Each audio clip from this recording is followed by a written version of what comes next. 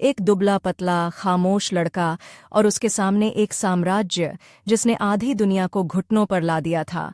एक तरफ नंगे पांव, फटी कमीज, भूख ए दिन, दूसरी तरफ चमकती वर्दियां, बंदूकें, तोपें और ऐसे कानून जो एक ही आदेश में हजारों जिंदगियां कुचल देते थे। जो लड़का बचपन में गंगा पार करने के लिए तैरकर स्कूल जाता था, वहीं आगे चलकर युद्ध के बीच खड़े देश से कहेगा, जय जवान जय किसान। लेकिन उस दिन जब सब रू हुआ, उसके पास न नारा था, न पद, न शक्ति, बस एक डर, एक गुस्सा और एक टिक टिक करती घड़ी जो उसे बता रही थी, अगर आज कुछ नहीं किया तो कल बहुत देर हो जाएगी। कल्पना कीजिए, उत्तर प्रदेश के मुगलसराय का छोटा सा कस्बा, साल 1904। धूल भरी गलियों में बैलगाड़ियों का शोर, कहीं से आती आरती की आवाज और बीच में एक साधारण सा घर। इसी घर में 2 अक्टूबर 1904 को जन्म हुआ एक बच्चे का नाम रखा गया लाल बहादुर। आगे चलकर देश उन्हें जानेगा लाल बहादुर शास्त्री के नाम से, लेकिन इस पल वे बस एक मासूम शिशु हैं जिनके भविष्य के बारे में किसी को अंध आजा भी नहीं। उनके पिता शारदा प्रसाद श्रीवास्तव एक साधारण क्लर्क थे जिनकी तनख्वाह इतनी कम थी कि गुजारा ही मुश्किल से होता। माँ रामदुलारी देवी, शांत, कोमल, लेकिन भीतर से चट्टान जैसी मजबूत। घर में न कोई शानो शौकत, न जमीन जायदाद, बस मेहनत, ईमानदारी और एक डगमग आती सुरक्षा जो किसी भी दिन टूट सकती थी। और वो दिन बहुत जल्दी आ गया। जब लाल बहादुर मुश्किल से 1.5-2 साल के थे, उनके पिता अचानक बीमार पड़े। इलाज के नाम पर बस झाड़ फूंक, देसी दवाएं और कुछ अनकही दुआएं। लेकिन दुआएं उस रात हार गईं जब शारदा प्रसाद ने अंतिम सांस ली। एक ही झटके में घर से कमाने वाला हाथ चला गया। एक विधवा, 3 छोटे बच्चे और सामने अंधेरा इतना गहरा कि कोई भी औरत टूट जाती। पर रामदुल्ला री नहीं टूटी, बस भीतर कहीं पत्थर बन गईं ताकि बच्चों के सामने आंसू न दिखें। शव यात्रा के बाद घर की दीवारें जैसे सिमट गईं। लाल बहादुर बहुत छोटे थे, उन्हें समझ नहीं था कि क्या हुआ, पर इतना जरूर महसूस करते थे कि अब घर में आवाजें बदल गई हैं। माँ की हंसी की जगह खामोशी, रिश्तेदारों की फुसफुसाहट और बार बार दोहराया जाने वाला शब्द, अब क्या होगा। यही अब क्या होगा आगे चलकर उनके जीवन का स्थायी सवाल बन गया। और हर मोड़ पर वे खुद से पूछते रहे, अब क्या होगा अगर मैं नहीं खड़ा हुआ। पिता की मृत्यु के बाद रामदुलारी बच्चों को लेकर अपने मायके मिर्जापुर के पास अपने गांव चली गईं। यह यात्रा सिर्फ जगह की नहीं थी, इज्जत और आत्मनिर्भरता से संघर्ष की भी थी। अब वे किसी की बेटी थीं, लेकिन साथ ही 3 बच्चों की जिम्मेदार माँ भी। रिश्तेदार मदद करते पर तरस भी खाते। लाल बहादुर की कोमल आंखों में यह सब अंकित होता चला गया, गरीबी, निर्भरता और एक चुपचाप उठती हुई जिद कि जिंदगी ऐसे नहीं काटनी। गांव में उनका बचपन किसी फिल्मी रोमांस जैसा नहीं, बल्कि कड़वी सच्चाइयों से भरा था। स्कूल दूर, साधन कम और ऊपर से घर का माहौल ऐसा कि हर घंटे पैसे का हिसाब लगाना पड़ता। लाल बहादुर जब थोड़े बड़े हुए तो उन्हें मुगलसराय और बाद में वाराणसी पढ़ने के लिए भेजा गया। यहाँ से शुरू हुआ उस लड़के का रोज का संघर्ष जिसने आगे चलकर पूरे देश के संघर्ष को दिशा दी। कहानी का एक दृश्य याद रखिए, सुबह का कुहासा, गंगा का ठंडा पानी और उसका किनारे पर खड़ा एक पतला सा लड़का। नाव का किराया देने के पैसे नहीं, पर स्कूल उस पार है। विकल्प 2 हैं, या तो आज स्कूल छोड़ दो या गंगा पार तैर कर जाओ। ज्यादातर बच्चे शायद घर लौट जाते, पर लाल बहादुर ने गंगा की तरफ देखा, सांस रोकी और पानी में कूद पड़े। तीखी ठंड, तेज धार, लेकिन भीतर बैठी आग उससे ज्यादा तेज थी।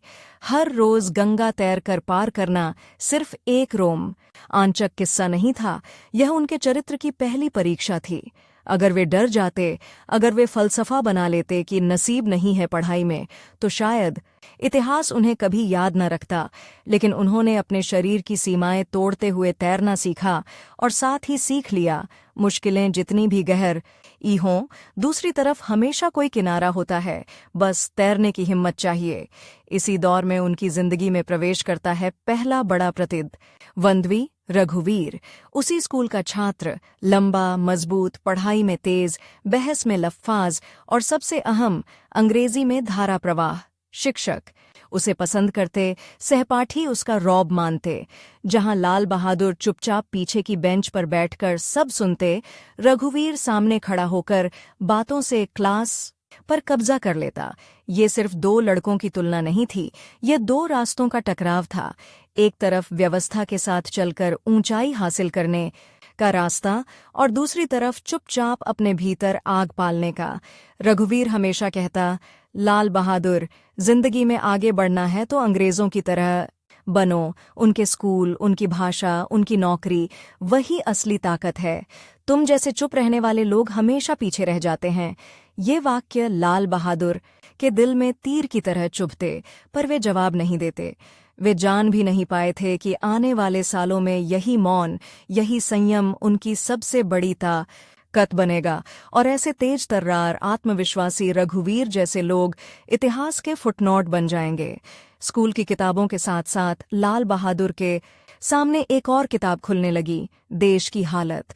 मुगल सराय, वाराणसी, इलाहाबाद, जहां भी वे जाते, कहीं न कहीं से आज़ादी की धीमी सी आवाज का नौ में पड़ती।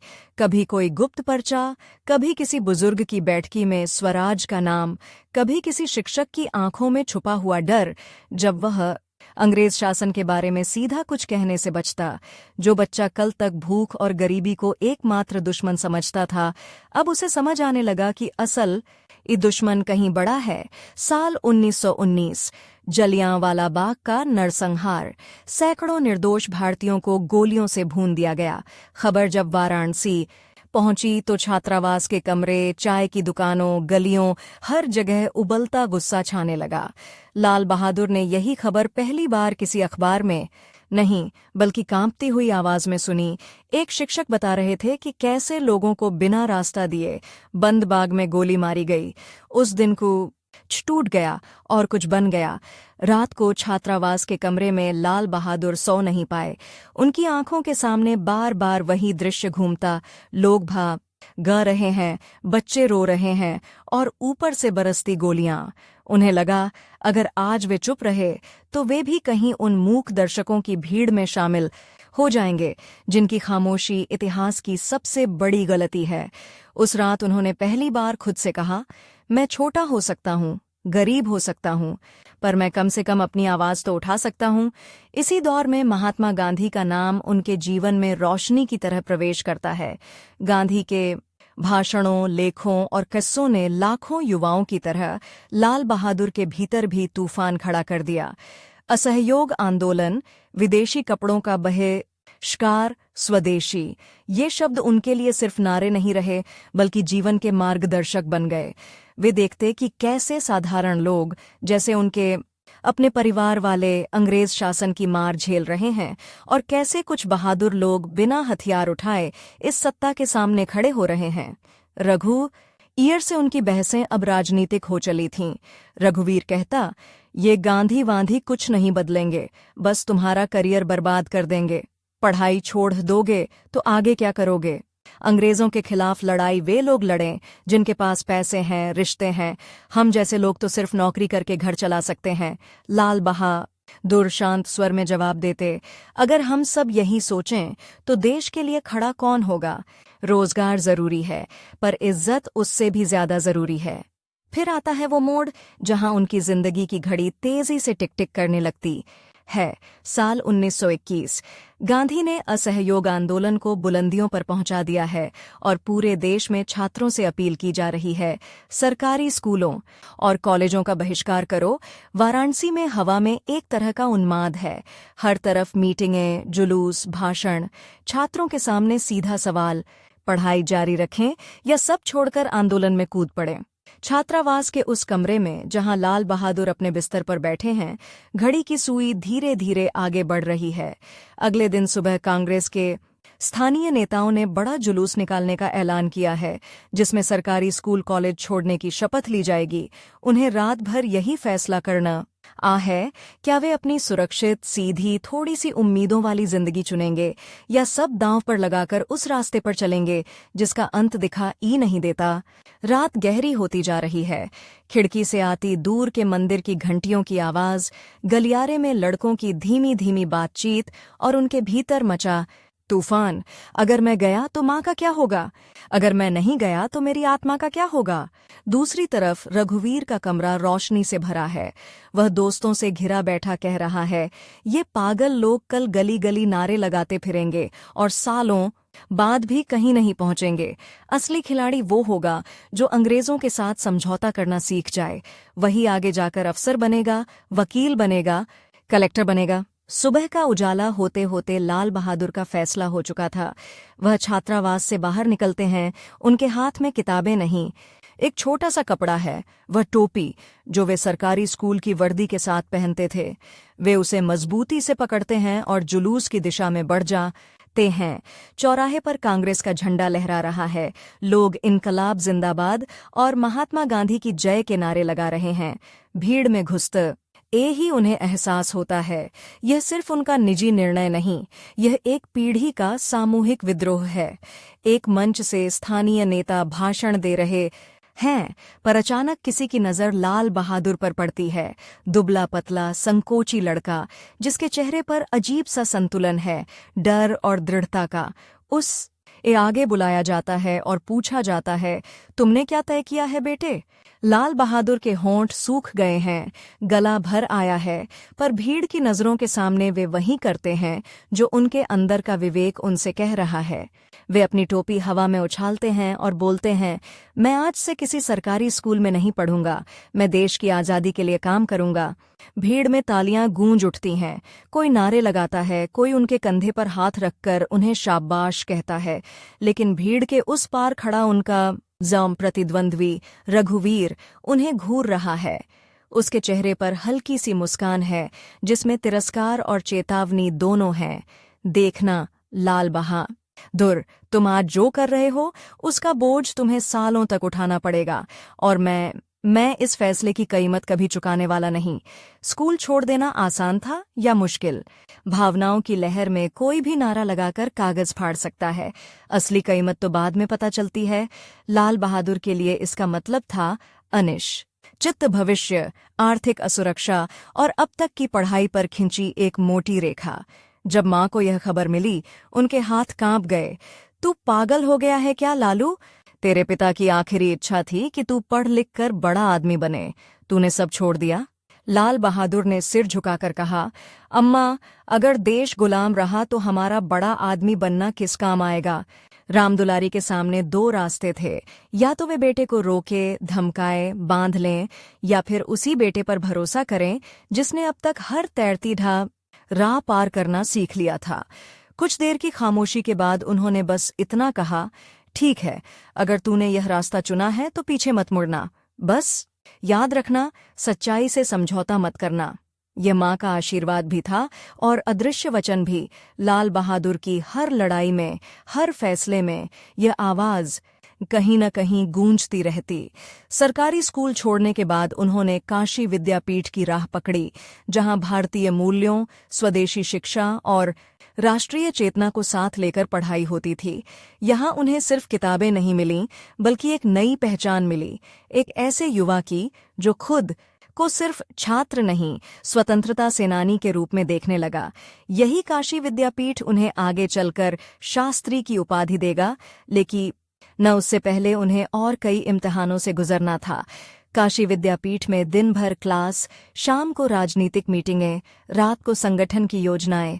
वे छोटे छोटे कार्यों से शुरू करते, पर्चे बांटना, गांव-गांव जाकर लोगों को अंग्रेजों के अत्याचारों के बारे में बताना, और सबसे कठिन काम, उन्हें डर से आजाद करना। गांव के बूढ़े कहते, बेटा, ये सब करने से तुम्हें जेल हो जाएगी। वे मुस्कुराकर जवाब देते, अगर जेल जाने से देश जेल से बाहर निकल सके तो यह सौदा बुरा नहीं है। इसी बीच उनका रास्ता फिर टकराने वाला था रघुवीर से, जो अब शहर में अधिकारियों का चहेता युवक बन चुका था। उसने अंग्रेजी कॉलेज में दाखिला लिया था। साफ कपड़े, चमकते जूते, हाथ में किताबें और जेब में छोटे छोटे संबंधों की चाबी। एक दिन वाराणसी की सड़क पर दोनों आमने सामने आ गए। रघुवीर ने ऊपर से नीचे तक लाल बहादुर को देखा। साधारण दी का कुर्ता, घिसी हुई चप्पलें और हाथ में देशी किताबें।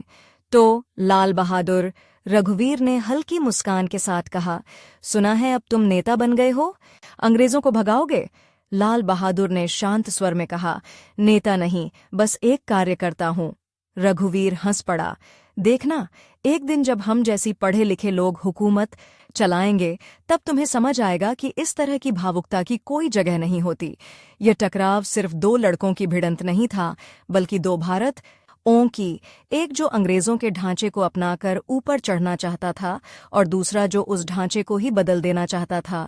लाल बहादुर ने कुछ नहीं कहा, पर मन ही मन एक संकल्प और गहरा हो गया। उन्हें साबित करना था कि साधारण, शांत, अनुशासित लोग भी इतिहास की दिशा मोड़ सकते हैं। ही वह समय भी आया जब उनके साहस की असली परीक्षा हुई। जेल। राजनीतिक गतिविधियों के लिए पहली बार गिरफ्तार होना किसी के लिए भी डरावना होता, खासकर उस इंसान के लिए जिसने अभी तक सिर्फ भूख और गरीबी देखी थी, बंद कोठरी नहीं। गिरफ्तारी के दिन पुलिस ने जब उन्हें पकड़कर घसीटा, तब भीड़ में किसी ने फुसफुसाकर कहा, इतना दुबला पतला लड़का जेल में क्या करेगा? लेकिन जेल की सलाखों के पीछे जो हुआ, उसने लाल बहादुर में एक नई आग जला दी। यहाँ उन्हें सिर्फ सजा नहीं, देश भर के क्रांतिकारियों, विचारकों और नेताओं की संगति मिली, जिसने उनके विचारों को धार दी। पहली बार जेल जाने से पहले उन्हें सिर्फ एक बात की चिंता थी, माँ, क्या वे इस फैसले को समझ पाएंगे? जब उन्हें मिलने की अनुमति मिली, रामदुलारी बहुत नहीं बोलीं, बस बेटे के चेहरे को देखती रहीं। फिर धीमे से बोलीं, तूने रास्ता खुद चुना है लालू, अब डरना मत। हमारा घर हमेशा छोटा रहा है, पर तेरे इरादों को छोटा मत होने देना। उनका यह वाक्य जैसे ताले की चाबी बनकर लाल बहादुर के भीतर के सारे डर खोल गया। अब यह लड़का वापस लौटने नहीं वाला था।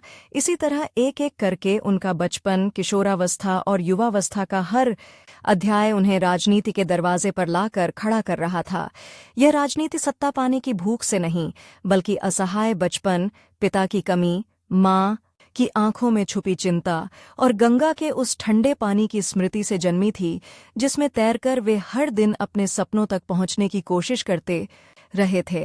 अब वे तैयार थे, काशी विद्यापीठ से शास्त्री की उपाधि लेने, कांग्रेस के संगठित आंदोलन में कूदने और उस रास्ते पर आगे बढ़ने के लिए जहां उनके सामने बार बार वही दो चेहरे आने वाले थे। एक रघुवीर जैसा प्रतिस्पर्धी जो हर मोड़ पर समझौतों की दलील देगा, और दूसरा उनके भीतर की टिक टिक करती घड़ी जो उन्हें याद दिलाती रहेगी कि देश के पास समय कम है और उन्हें हर पल का हिसाब देना होगा। सुनिए, इस कहानी में सबसे बड़ा हथियार बंदूक नहीं है, सबसे बड़ा हथियार है एक दुबले आदमी की खामोशी। और सबसे बड़ा विस्फोट तब होता है जब वही खामोश आदमी सत्ता के दरवाजे तक पहुंचते पहुंचते अचानक समझ जाए कि उसके सामने सिर्फ अंग्रेज नहीं है, उसके सामने अपना ही एक रघुवीर खड़ा है जो कहता है, सत्ता चाहिए तो समझौता करो, तेज बोलो, चालाक बनो। लेकिन समय उसके पक्ष में नहीं है। घड़ी की टिक टिक अब देश की नसों में दौड़ रही है, क्योंकि आजादी का सपना जितना पास दिखता है उतना ही क्रूर भी है। एक गलत कदम और सब कुछ बह सकता है, ठीक गंगा की धारा की तरह। काशी विद्यापीठ की दीवारें उसे शास्त्री बना देती हैं, पर असली परीक्षा बाहर शुरू होती है। अब वह सिर्फ छात्र नहीं, कांग्रेस का कार्यकर्ता है, और कार्यकर्ता होने का मतलब है घर की जरूरतें, माँ की चिंता, पुलिस की लाठियां, जेल के फाटक और हर दिन नए नाम से दर्ज होने वाला अपराध, देश से प्रेम। वह सभाओं में भाषण देने वाला चमकदार चेहरा नहीं था, वह पर्दे के पीछे व्यवस्था बनाने वाला, पर्चे छपवाने वाला, लोगों को जोड़ने वाला आदमी था। और यही उसकी ताकत थी। लोग उसे देखते और सोचते, ये तो बहुत साधारण है। वही साधारणपन आगे चलकर भारत की राजनीति में सबसे धारण चीज बनना था। उधर रघुवीर, अब वह सिर्फ स्कूल वाला प्रतिद्वंद्वी नहीं रहा, वह एक विचारधारा बन चुका था। वह विचारधारा जो कहती है, अंग्रेजों से लड़ो पर उनकी व्यवस्था में जगह भी बना लो, ताकत अंदर से ली जाती है। रघुवीर जैसे लोग उस दौर में शहरों में बढ़ रहे थे। तेज अंग्रेजी, चिकने जूते और जुबान में प्रैक्टिकल शब्द। वे कहते, गांधी की नैतिकता से राज नहीं चलता। और लाल बहादुर, वह उनकी आंखों में चुभता था, क्योंकि वह बिना चिल्लाए भी लोगों को अपनी ओर खींच लेता था। वह बहस नहीं जीतता था, वह भरोसा जीतता था। बीच के साल 1930 के दशक भारत के लिए आग के साल थे। नमक सत्याग्रह की लहर, गिरफ्तारियों की बारिश, जेलों में भीड़ और बाहर भूख। शास्त्री उस आंदोलन में कूदते हैं जैसे किसी ने भीतर से आदेश दिया हो। गिरफ्तारी अब उनके लिए नई बात नहीं, एक जाना पहचाना स्टेशन है। जेल की कोठरी में वह दीवारों को घूरता नहीं, वह वहां भी काम करता है। किसी साथी की दवा जुटाना, किसी का संदेश पहुंचाना, किसी के डर को शांत करना। एक बार जेल में किसी ने उन्हें कहा, तुम्हारे पास क्रोध क्यों नहीं? अंग्रेजों ने सब छीन लिया। शास्त्री ने बहुत धीरे जवाब दिया, क्रोध आग है, पर आग को चूल्हा बनाना पड़ेगा, वरना घर जला देगी। ऐसी बातें सुनकर कुछ लोग हंसते थे, और वही लोग बाद में संकट के समय उसी चूल्हे पर हाथ सेंकने आते थे। और फिर आता है 1942, भारत छोड़ो आंदोलन। यह वह क्षण है जब देश के हर शहर में रातों रात पोस्टर लगते हैं, पटरियां काटी जाती हैं, टेलीफोन लाइनें टूटती हैं, और अंग्रेज शासन का चेहरा अचानक डर से सफेद पड़ने लगता है। कांग्रेस के बड़े नेता जेल में ठूंस दिए जाते हैं। बाहर नेतृत्व का एक खालीपन बनता है, एक खतरनाक खालीपन। यहीं शास्त्री जैसे लोग उभरते हैं, जो चमकते नहीं पर गिरते भी नहीं। उनकी भूमिका अचानक भारी हो जाती है। संदेश पहुंचाने हैं, लोगों को हिंसा से रोकना है, संगठन को टूटने नहीं देना है, और सबसे मुश्किल, उम्मीद को जिंदा रखना है। क्योंकि 1942 में अंग्रेज सिर्फ लाठी नहीं चलाते थे, वे उम्मीद पर वार करते थे। लेकिन उस अंधेरे में एक और लड़ाई चल रही थी, कांग्रेस के भीतर नेतृत्व की शैली की लड़ाई।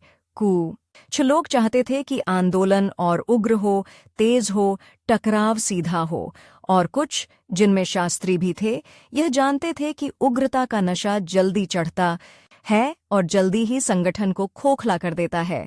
रघुवीर इस अवसर को भुनाता है, वह अपनी चाल चलता है। देखो, शास्त्री बहुत अच्छे हैं पर बहुत सॉफ्ट हैं। ऐसे लोग आजादी के बाद क्या करेंगे? देश चलाने के लिए कठोर फैसले चाहिए। ये वही पुराना वार था, बस शब्द बदल गए थे।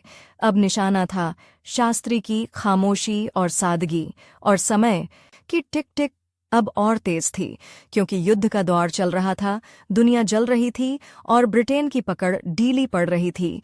पर ढीली पकड़ कभी कब ये आखिरी दांतों से काटती है। शास्त्री को कई बार भूमिगत रहना पड़ता है, कभी कभी रात में ठिकाने बदलने पड़ते हैं। एक गलत सूचना, एक मुखबिर की फुसफुसाहट और गिरफ्तारी तय। कई बार वे बच निकलते हैं, कई बार पकड़े जाते हैं, और हर बार जेल से निकलकर उनका शरीर और दुबला दिखता है, पर आंखों में जिद और साफ हो जाती है, जैसे हर सज्जा ने उन्हें किसी अंदरूनी धातु से ढाल दिया हो। 1946-47 आते आते देश आजादी के करीब था, लेकिन हवा में बारूद भी था। सांप्रदायिक दंगे, ऐसे दंगे जिनमें इंसान की आंखें इंसान को नहीं पहचानती, लाशें सड़कों पर नहीं, दिलों में गिरती थीं। उस समय शास्त्री को कई जगह शांति कार्य में लगाया जाता है। सोचिए, जहां भीड़ हथियार लेकर खड़ी हो, वहां एक आदमी जाए जिसके पास न हथियार हो, न ऊंची आवाज, सिर्फ एक बात हो, रुक जाओ। यह कोई फिल्मी सीन नहीं था। कई जगह सचमुच पत्थर उड़ते थे, लोग चीखते थे, और बीच में खड़ा यह दुबला आदमी लोगों से कहता, अगर आज तुमने अपने पड़ोसी को मारा तो कल तुम्हारी जीत का कोई अर्थ नहीं बचेगा। ऐसे वाक्य यह सुनकर कुछ लोग पिघलते थे, कुछ और भड़कते थे, और यही खतरनाक था, एक वाक्य और भीड़ दिशा बदल सकती थी। फिर 15 अगस्त 1947, आजादी। देश ने सांस ली, और उसी सांस के साथ विभाजन का धुआं भी भीतर चला गया। लाल बहादुर शास्त्री की जिंदगी में यह क्षण खुशी का नहीं, जिम्मेदारी का था, क्योंकि अब शत्रु बाहर नहीं था, अब चुनौतियां अपने ही घर के अंदर थीं। शरणार्थी, भूख, प्रशासन, कानून व्यवस्था और एक नया भारत जो पैदा तो हुआ था पर कमजोर था, जैसे जन्म लेते ही तेज बुखार चढ़ गया हो। यहीं एक ट्विस्ट आता है। शास्त्री की राजनीति की दिशा बदलती है। अब उनके सामने लक्ष्य अंग्रेजों को हराना नहीं, भारत को बनाना है, और इसे बनाने के लिए उन्हें सत्ता के गलियारों में जाना पड़ेगा, जहां रघुवीर जैसे लोग पहले से बैठे हैं। वे स्वतंत्र भारत की नौकरशाही और राजनीति में नई पहचान के साथ लौटते हैं। सलाहकार, रणनीतिकार, मैनेजर एंड टीम सा। वे कहते, अब आदर्शवाद खत्म, अब प्रशासन चाहिए। उत्तर प्रदेश की राजनीति में शास्त्री का काम बढ़ता है। संगठन में उनकी विश्वसनीयता ऐसी बन चुकी थी कि उन्हें जिम्मेदारियां मिलती जाती हैं। वह हमेशा भीड़ के सामने नहीं दिखते, पर फैसलों के पीछे उनका दिमाग होता है। और फिर एक दिन जैसे अचानक किसी ने धक्का देकर उन्हें स्पॉटलाइट में खड़ा कर दिया। उन्हें उत्तर प्रदेश का गृह मंत्री बनाया जाता है। यह पद नाम में छोटा लगता है, पर असल में उस दौर में यह आग का सिंहासन था। पुलिस, दंगे, अपराध, राजनीतिक दबाव, सब एक ही टेबल पर, और उस टेबल के दूसरी तरफ बैठे थे वही पुराने किस्म के लोग, रघुवीर की सोच वाले, जो कहते थे डंडा चलाओ, डर पैदा करो, तभी शांति होगी। शास्त्री के सामने अब समय सीमा बिल्कुल साफ थी। हर दिन अगर आज रात शहर में दंगा हुआ तो सुबह तक प्रशासन, अगर आज रात शहर में दंगा हुआ तो सुबह तक आसन चाहे जितने आंकड़े दिखा दे, हार फिर भी शास्त्री की ही मानी जाएगी। क्योंकि एक लाश सिर्फ एक नंबर नहीं होती, वह किसी माँ की दुनिया होती है। यहीं से शुरू होती है उस दुबले शांत आदमी की असली परीक्षा, जहां उसके सामने सिर्फ गुस्साई भीड़ नहीं, बल्कि अपनी ही सत्ता की कठोर मशीनरी खड़ी होती है। एक तरफ वर्दीधारी जवान जिनके हाथ में बंदूक है, दूसरी तरफ निहत्थे लोग जिनकी आंखों में सदियों का डर, सदियों की नाराजगी, और बीच में एक गृह मंत्री जो जानता है कि अगर उसने आज सिर्फ कानून व्यवस्था बचाई तो कल इंसानियत शायद बच न पाए। उत्तर प्रदेश के गृह मंत्री के रूप में लाल बहादुर शास्त्री के सामने पहला बड़ा सवाल यही था, शांति कैसे रखी जाए बिना लोगों को तोड़कर। फाइलें उनके टेबल पर पहाड़ की तरह इकट्ठी होतीं, यहाँ दंगा, वहाँ चोरी, कहीं पुलिस की गोली, कहीं अफसर की मनमानी। रघुवीर जैसे लोग जो अब दिल्ली और लखनऊ के बीच अपनी नई पकड़ बना चुके थे, फुसफुसाकर सलाह देते, शास्त्री जी ज्यादा सोचिए मत, भीड़ को सिर्फ ताकत समझ आत ई है, 2-4 दिन गोली चलने दो, सब लाइन पर आ जाएंगे। शास्त्री उनकी बात सुनते, आंखें झुकाकर चुप हो जाते। लेकिन उसी शाम कई बार वहीं बलाकत किसी थाने के निरीक्षण पर होता, हवलदारों से कहता, डर पैदा करना आसान है, भरोसा पैदा करना मुश्किल, हमें मुश्किल रास्ता चुनना है। उन्होंने पुलिस में सुधार की बात शुरू की, छोटी छोटी पर उस समय के हिसाब से क्रांतिकारी बातें। थानों में लोगों की शिकायतें सीधे सुनी जाए, बंदियों के साथ पशुओं जैसा व्यवहार न हो, भीड़ को तितर बितर करने से पहले समझाने की कोशिश हो। कई अफसरों को यह सब कमजोरी लगता। रघुवीर अंदर ही अंदर अफवाह फैलाता, यह आदमी अच्छा है पर प्रशासन के लिए बना ही नहीं है, यह आदर्शवाद है, सरकार नहीं। पर एक एक घटना शास्त्री के पक्ष में गवाही देती रही।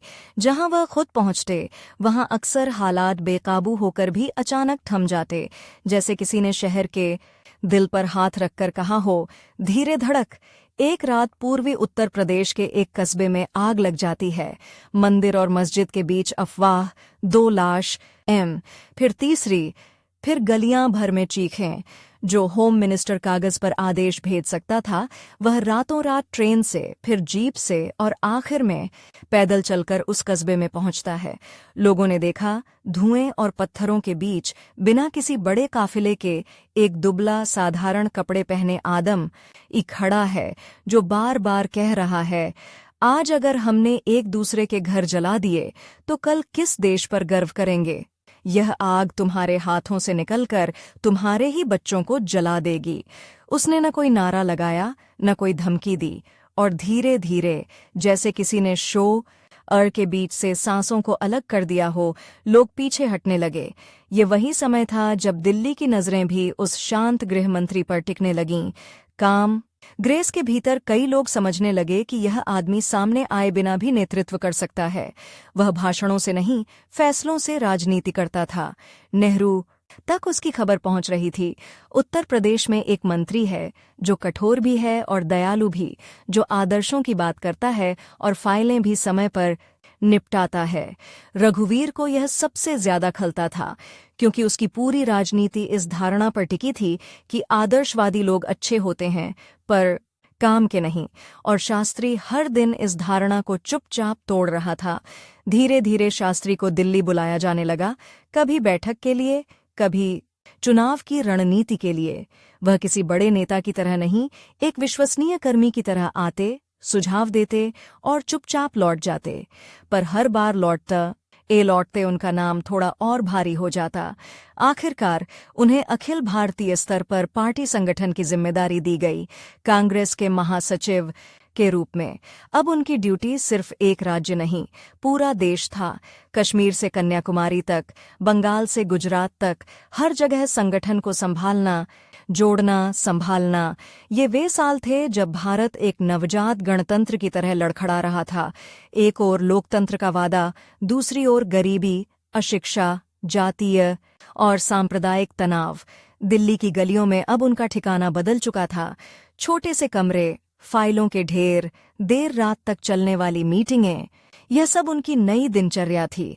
वे नेताओं के बीच एक अलग तरह के नेता बन रहे थे, जो चमक दमक की राजनीति से दूर था, पर हर चुनाव क्षेत्र के बू था तक की जानकारी रखता था।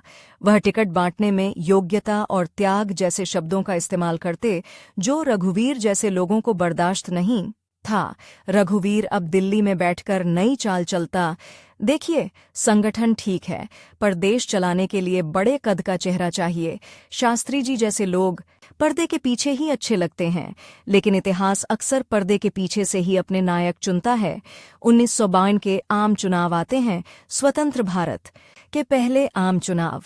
देश के करोड़ों लोगों ने पहली बार हाथ में मतपत्र लिया। किसी को पढ़ना नहीं आता, पर सबको पहचानना आता है कौन उनके बीच रहा, कौन दूर खड़ा रहा। इस चुनाव के बाद जब नई सरकार बनती है, नेहरू लाल बहादुर शास्त्री को केंद्र में बुलाते हैं। उन्हें रेल मंत्री बनाया जाता है, एक ऐसा मंत्रालय जो उस समय भारत की धड़कन था। रेल की पटरियों पर सिर्फ गाड़ियां नहीं चलती थीं, देश की उम्मीदें दौड़ती थीं, रोजगार, व्यापार, परिवार, सब कुछ। रेल मंत्री के रूप में शास्त्री की सबसे बड़ी चुनौती थी इस विशाल नेटवर्क को ईमानदारी और कुशलता से चलाना।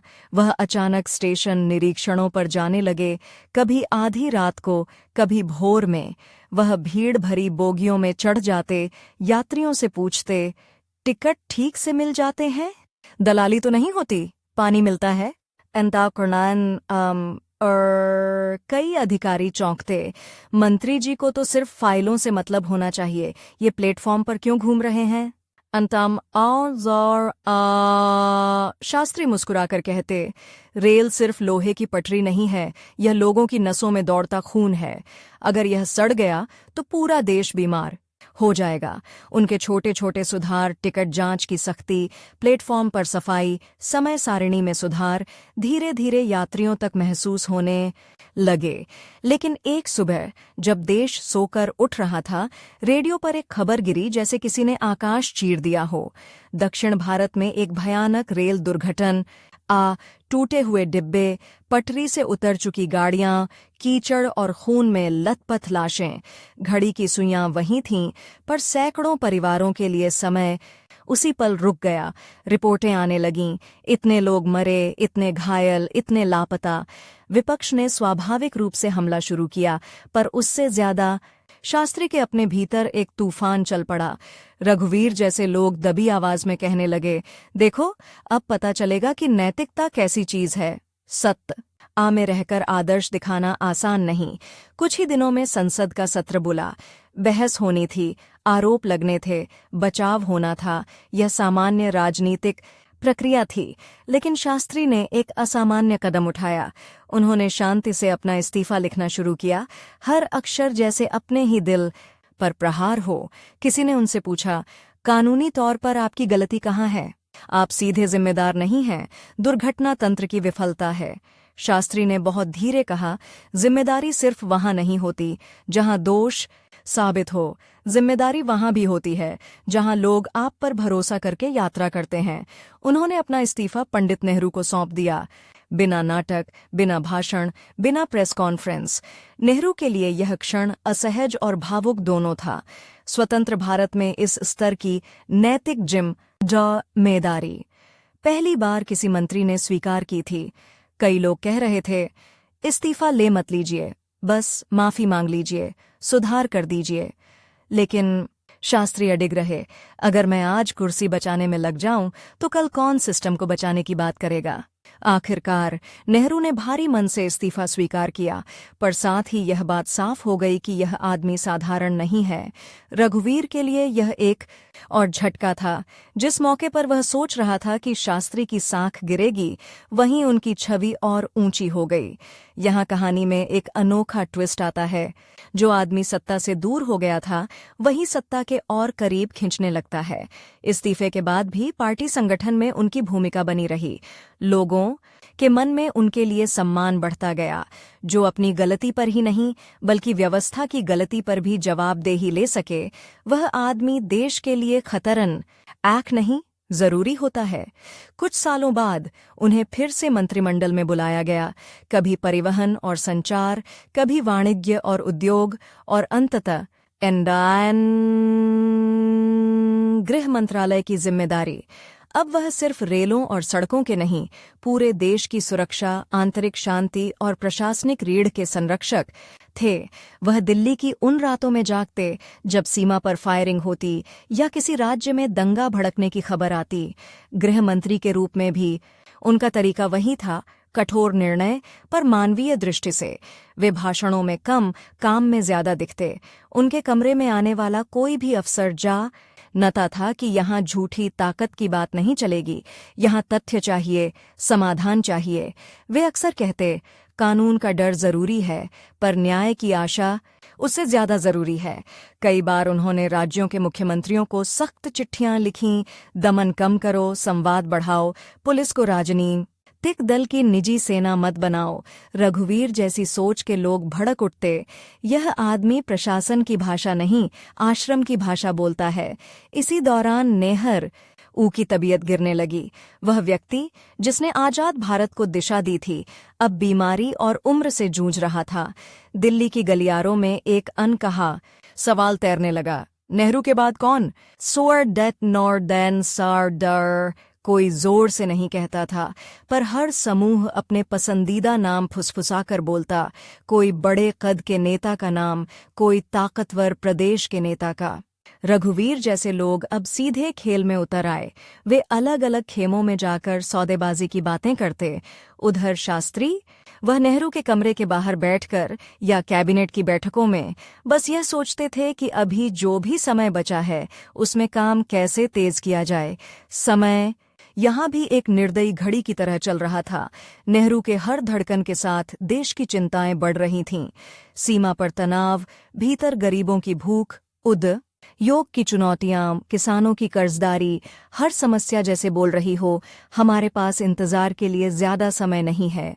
आखिर वह दिन आया जब नेहरू इस दुनिया से चले गए। दिल्ली की हवा अचानक भारी हो गई, जैसे किसी ने राष्ट्र के ऊपर से बड़ी छतरी खींच ली हो। कांग्रेस के भीतर तूफान उठा, नेतृत्व की होड़, नामों की बहस, गुप्त बैठकें, लॉबिंग। यह वही पल था जिसका इंतजार रघुवीर जैसे लोग कर रहे थे। सत्ता का शून्य जिसे भरने के लिए वे सालों से तैयारी कर रहे थे। लेकिन राजनीति कभी-कभी सबसे बड़े खिलाड़ियों को भी धोखा दे देती है। कई चर्चाओं, बैठकों, सलाह मशविरों के बाद एक नाम सामने आया जिस पर सबको समझौता करने में आसानी हो, लाल बहादुर शास्त्री।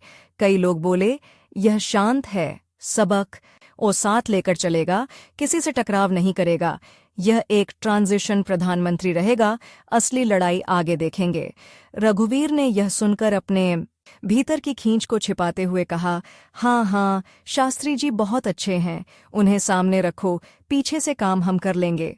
उसे लगा यह वही आदम ई है जो हमेशा से समझौतावादी रहा है, जिसे बड़े निर्णयों से डर लगेगा और सत्ता की असली कमान कुछ और हाथों में बनी रहेगी। उसे क्या पता था कि यह दुबला शांत आदमी अब सबसे कठिन समय में सबसे कठोर निर्णय लेने वाला है। प्रधानमंत्री की कुर्सी पर बैठते ही शास्त्री के सामने समस्याओं की पूरी फौज खड़ी थी। शरीर से वे पहले से भी अधिक दुबले और कमजोर दिखते थे। डॉक्टर कह रहे थे, आपको आराम की जरूरत है, पर शश के पास आराम का विकल्प ही कहाँ था। अनाज की कमी, सूखा, आर्थिक दबाव, विदेश नीति की चुनौतियां, हर तरफ संकट, और सबसे ऊपर पड़ोसी देश पाकिस्तान के साथ बढ़ता तनाव, जो धीरे धीरे युद्ध में बदलने को तैयार था। घड़ी अब सिर्फ राजनीतिक नहीं, वास्तविक अर्थों में भी उलटी गिनत शुरू कर चुकी थी। अगर समय रहते सही कदम न उठाए गए तो देश भूख और युद्ध दोनों में एक साथ फंस सकता था। सबसे पहले उन्होंने रसोई और खेत की तरफ नजर घुमाई। जिस देश के घर में चूल्हा ठंडा हो वह युद्ध क्या लड़ पाएगा, यह उनका सीधा सवाल था। उन्होंने अनाज की कमी पर खुलकर बात की, जनता से अपील की, सप्ताह में एक दिन अनाज व्रत रखें, रात में खाना कम करें, बर्बादी रोकें। यह अपील कोई आदेश नहीं थी, यह एक नैतिक निमंत्रण था, जैसे कोई पिता अपने परिवार से कह रहा हो, इस बार सबको मिलबां टकर चलना होगा। उनकी आवाज में ऐसा विश्वास था कि लोगों ने वास्तव में रसोई में प्रयोग शुरू कर दिए। कहीं रोटी पतली हुई, कहीं दाल में पानी बढ़ा, कहीं लोग एक वक्त का खाना छोड़ने लगे। और इसी माहौल में उन्होंने वह नारा दिया जो आगे चलकर भारत की आत्मा में बस गया, जय जवान जय किसान। यह नारा सिर्फ शब्द नहीं था, एक पुल था। एक तरफ सीमा पर खड़ा जवान जो अपनी जान देकर देश बचाता है, दूसरी तरफ खेत में झुककर काम करता किसान जो अपनी पीठ तोड़कर देश को खाना देता है। शास्त्री ने दोनों को एक ही वाक्य में जोड़ा, मानो कह रहे हों, तुम दोनों के बिना यह देश न सुरक्षित रहेगा न जीवित। किसान सभाओं में यह नारा गूंजता, सैनिक शिविरों में यह नारा गूंजता, शहर की गलियों में बच्चे इसे दीवारों पर लिखते। रघुवीर जैसे लोग पहले तो हंसे, नारे से पेट नहीं भरते, पर जब उन्होंने देखा कि लोग सचमुच कम खाने को तैयार हैं और फिर भी सरकार पर भरोसा बनाए हुए हैं, तो उन्हें समझ आया कि यह नारा सिर्फ जुमला नहीं, रिश्ते की भाषा है।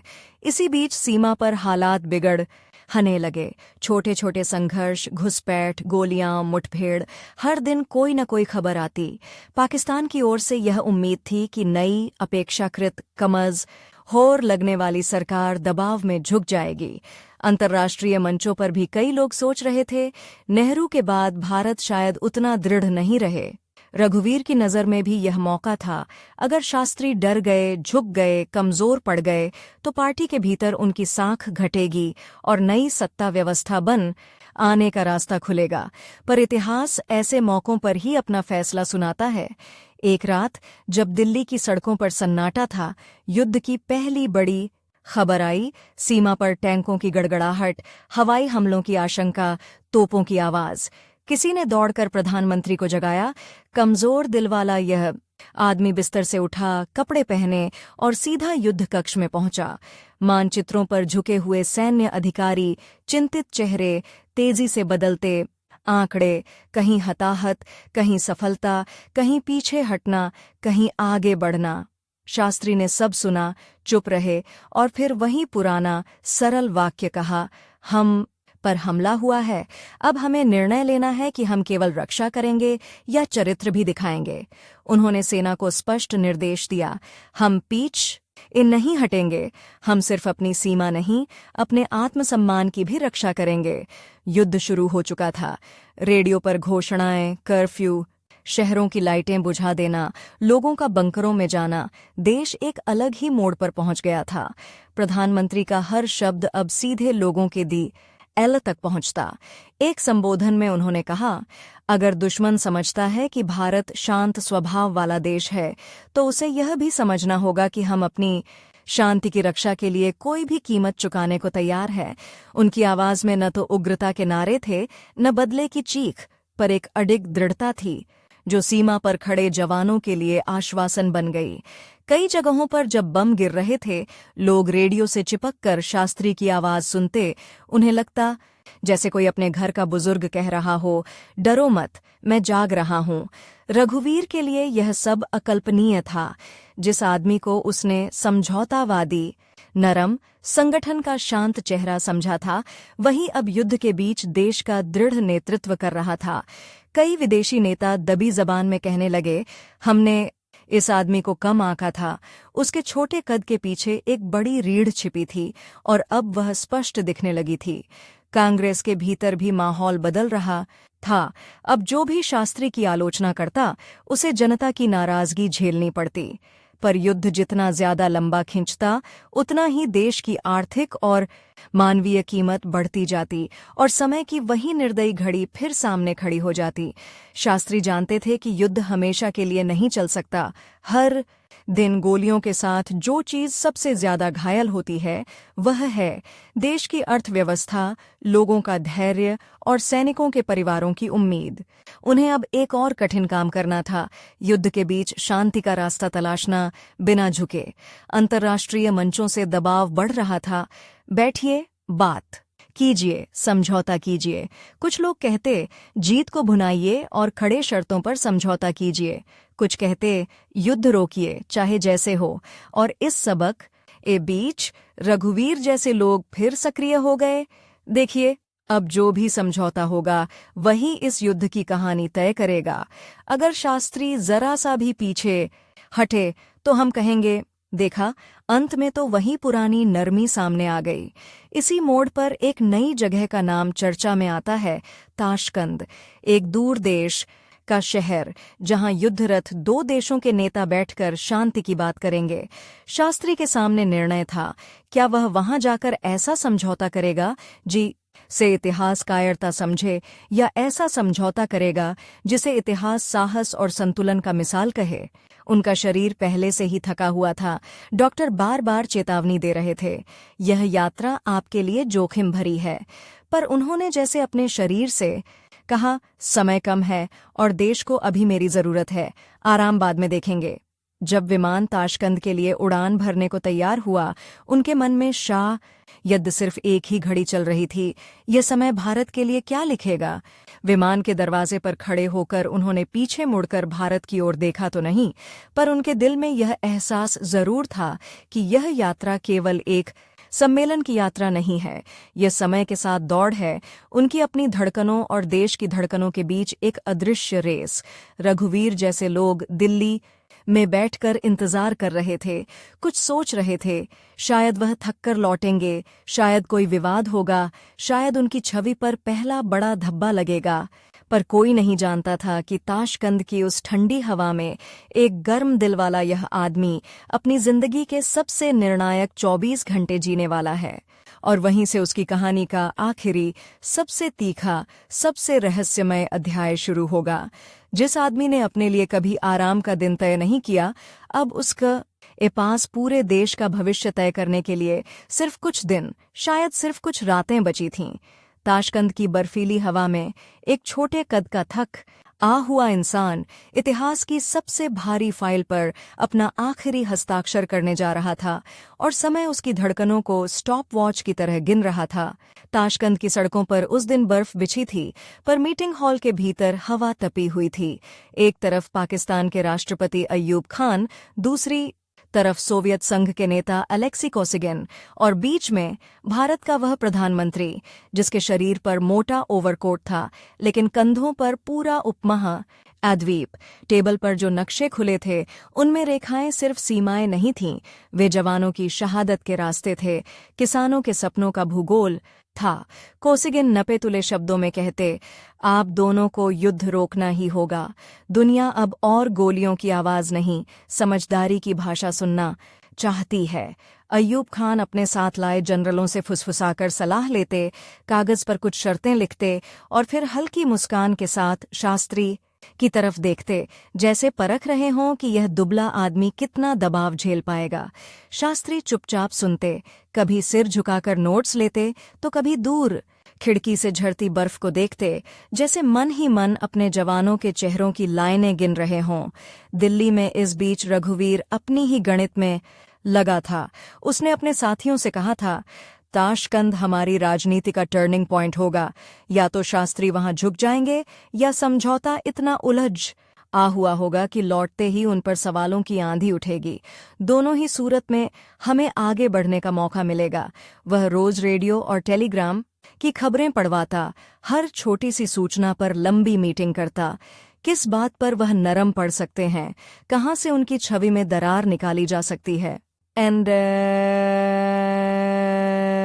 ताशकंद में हर बैठक समय के खिलाफ दौड़ थी। डॉक्टरों ने साफ कह दिया था, आपका दिल पहले से कमजोर है। लंबी मीटिंगें, तनाव, नींद की कमी, यह सब आपके लिए खतरनाक हो सकता है। पर शास्त्री जानते थे, यह सिर्फ उनका निजी स्वास्थ्य नहीं, पूरे देश की प्रतिष्ठा का सवाल था। वह अपने निजी कमरे में लौटते, थोड़ी देर चुपचाप खिड़की के पास बैठते, फिर फाइलें खोलकर उन बिंदुओं को पढ़ते जहां सीज फायर, सीमा, कैदियों की वापसी जैसे शब्द लिखे थे। हर शब्द के पीछे उन्हें किसी माँ का चेहरा दिखता, किसी किसान की सूखी जमीन, किसी जवान की अधूरी चिट्ठी। एक शाम लंबी बातचीत के बाद कोसिगिन ने धीरे से कहा, हम एक ड्राफ्ट तैयार करते हैं, आप दोनों उस पर विचार कीजिए। समय कम है, दुनिया देख रही है। ड्राफ्ट में कई बातें स्वीकार्य थीं, कई चुभने वाली भी, विशेषकर वह लाइनें जो कुछ जीते हुए इलाकों से पीछे हटने की बात करती थीं। शास्त्री के सलाहकारों में बंटवारा था, युद्ध हमने जीता है, ज्यादा रियायतें क्यों दें। एंडन पर दुनिया का संतुलन भी तो देखिए, अकेले चलना आसान नहीं है। शास्त्री सबकी बात सुनते रहे, फिर बहुत शांत स्वर में बोले, हमें यह तय करना है कि हम सिर्फ आज की जीत देख रहे हैं या आने वाले दशकों की शांति भी। असल संघर्ष बाहर की मेज पर नहीं, शास्त्री के भीतर चल रहा था। अगर वे जरा सा भी झुकते तो रघुवीर जैसे लोग उन्हें कमजोर कहकर पेश करते।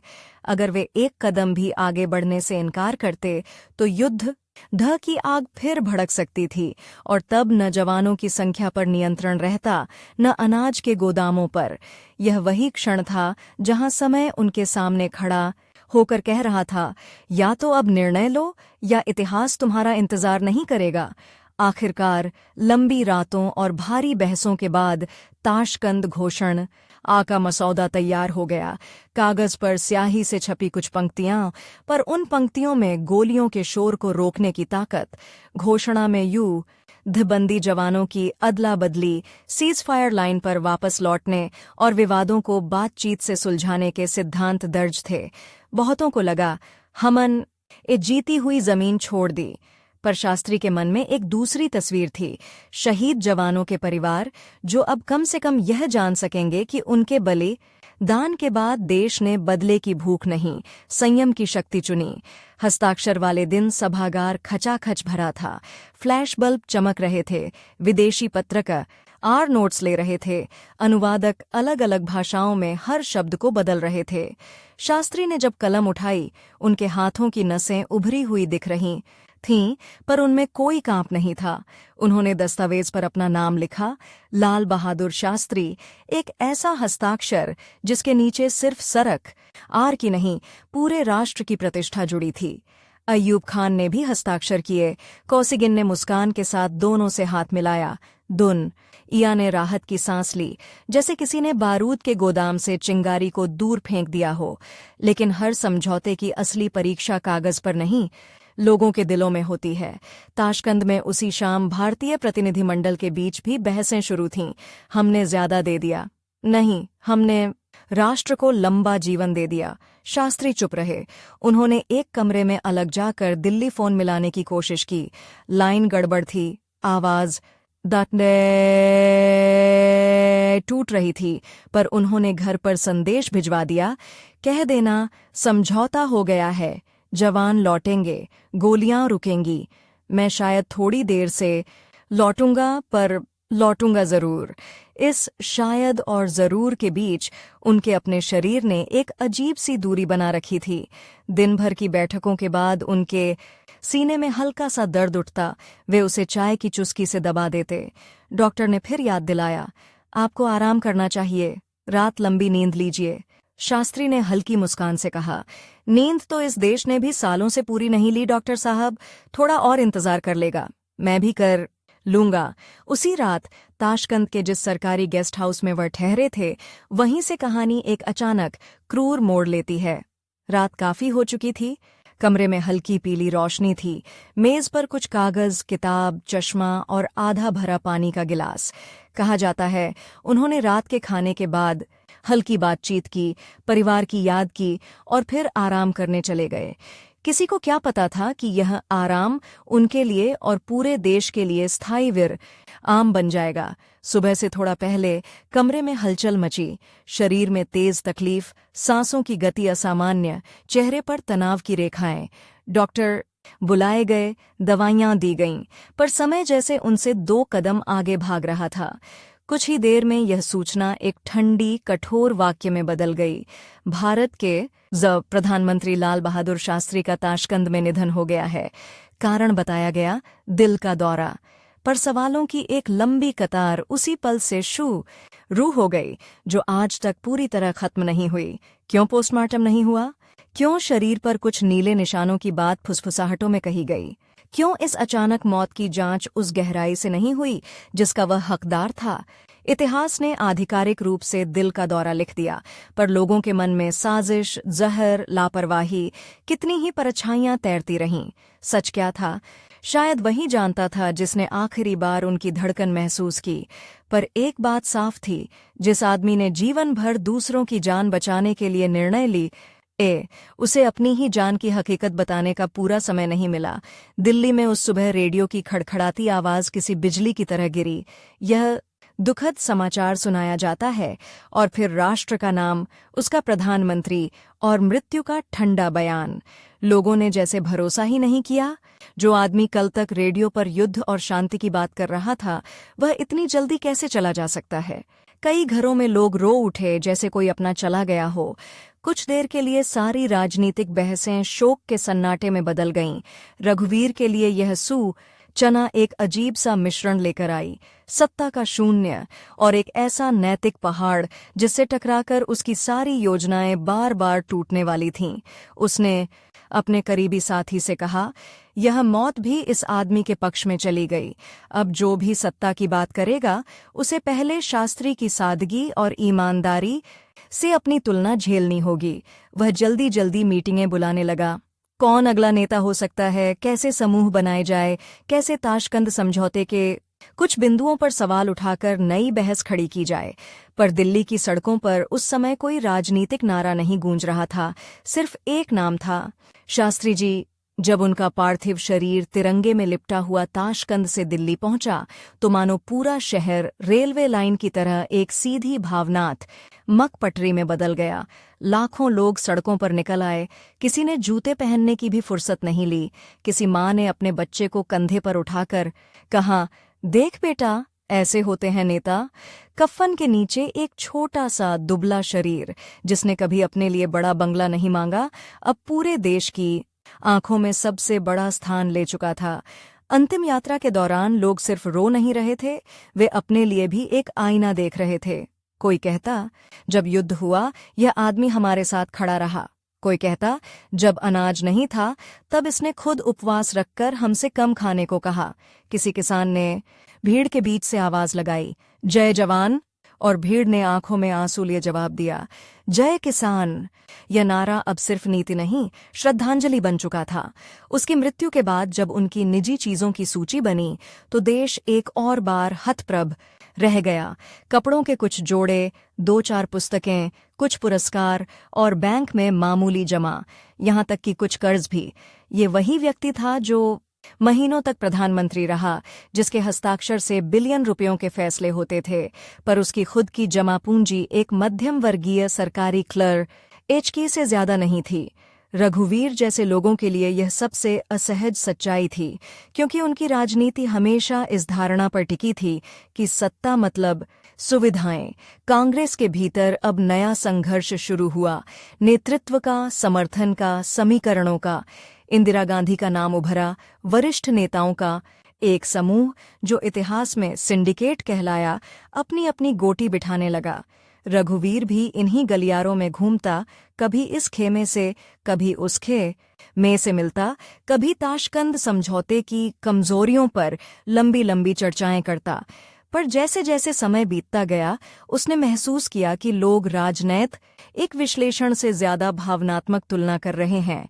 क्या यह नया नेता शास्त्री जैसा सादा, शास्त्री जैसा ईमानदार, शास्त्री जैसा जवाबद है? यह तुलना हर आने वाले नेता के लिए एक अदृश्य परीक्षा पत्र बन गई।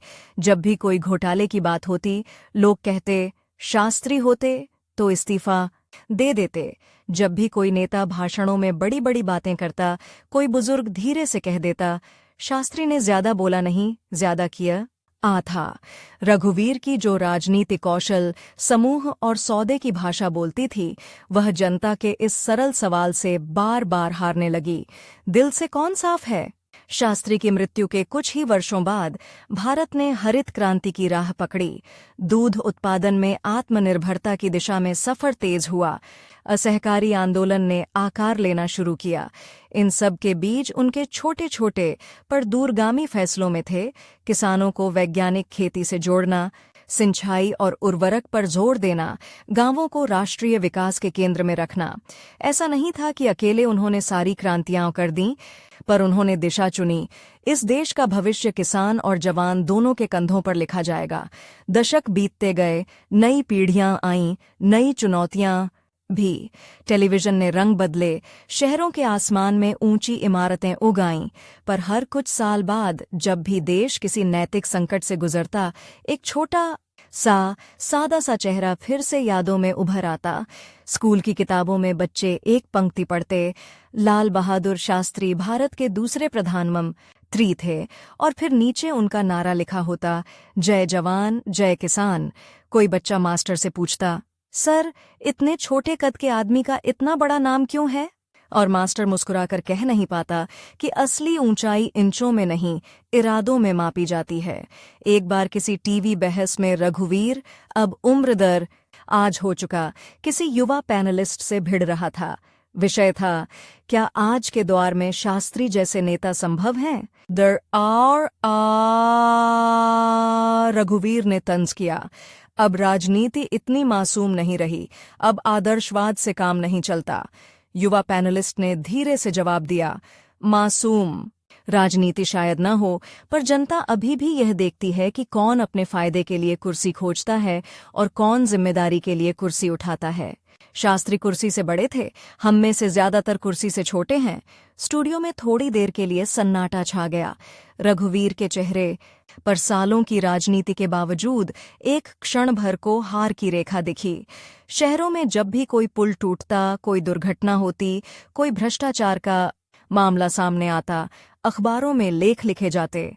रेल हादसे पर इस्तीफा देने वाला प्रधानमंत्री आज के दौर में होता तो टिप्पणीकार कहते, उन्होंने साबित किया कि नैतिकता सिर्फ भाषण का शब्द नहीं, व्यवहार का निर्णय भी हो सकता है। रघुवीर जैसी राजनीति हर चुनाव में नए चेहरे, नए नारे खोजती रहीं, पर शास्त्री की राजनीति एक पुरानी पर मजबूत कहानी की तरह हर पीढ़ी को एक ही संदेश देती रही। ताकत का मतलब दिखावा नहीं, जवाबदेही है। गांवों के छोटे छोटे स्कूलों में आज भी उनकी तस्वीरें दीवार पर टंगी मिल जाती हैं, कभी गांधीज ई के बगल में, कभी नेहरू के नीचे, कभी तिरंगे के ठीक पास।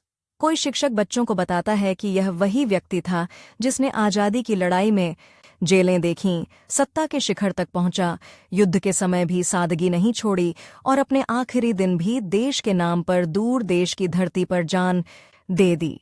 बच्चों को यह कहानी किसी सुपर हीरो की लगती है, पर पूरी कहानी एक ही वाक्य में समा जाती है। सबसे बड़ा आदमी वह होता है जो सबसे ज्यादा दूसरों की चिंता करे। एक तरफ यह स्मृतियां थीं, दूसरी तरफ समय की तेज रफ्तार जो धीरे धीरे कई नेताओं को भुला देती है। पर शास्त्री की चर्चा हर बार लौट आती है। जब भी कोई सैनिक सीमा पर खड़ा होकर घर से आई चिट्ठी पढ़ता है, जब भी कोई किसान सूखे खेत में आसमान की तरफ देखकर बारिश के लिए प्रार्थना करता है, जब भी कोई आम आदमी सिस्टम से लड़ते लड़ते थक कर अपने आप से पूछता है, ईमानदार रहकर कितना आगे जा सकता हूँ, एंदा कहीं ना कहीं एक चुप आवाज उसे याद दिलाती है, एक छोटा सा आदमी था जो बहुत आगे तक गया था। अगर ताशकंद की वह रात थोड़ी और मेहरबान हो थी, अगर डॉक्टर का एक इंजेक्शन कुछ और मिनट पहले लग जाता, अगर दिल की धड़कनें कुछ और घंटे साथ देती, तो शायद देश की राजनीति एक अलग मोड़ एन लेती। शायद रघुवीर जैसे लोग इतना असर न जमा पाते, शायद सत्ता और सादगी का मेल कुछ और पक्का हो जाता। पर इतिहास अगर सुनना नहीं चाहता, वह सिर्फ यह देखता है कि किसी को कितना समय मिला और उस समय में उसने क्या किया। लाल बहादुर शास्त्री के पास प्रधानमंत्री के रूप में सिर्फ 19 महीने थे। इतना समय कई नेता अपनी कुर्सी के कमरे की सजावट तय करने में लगा देते हैं। उन्होंने इन 19 महीनों में युद्ध भी देखा, सूखा भी, अंतर्राष्ट्रीय दबाव भी, भीतरी साजिशें भी, और अंत में एक ठंडी विदेशी धरती पर अपनी आखिरी सांस भी। पर जब आज हम पीछे मुड़कर देखते हैं तो पाते हैं कि इस सीमित समय ने ही उन्हें अनंत बना दिया। उसकी कहानी किसी भारी भरकम घोषणा से नहीं, एक बेहद साधारण सो आ एमता एम्बे दे से वाक्य में खत्म होती है।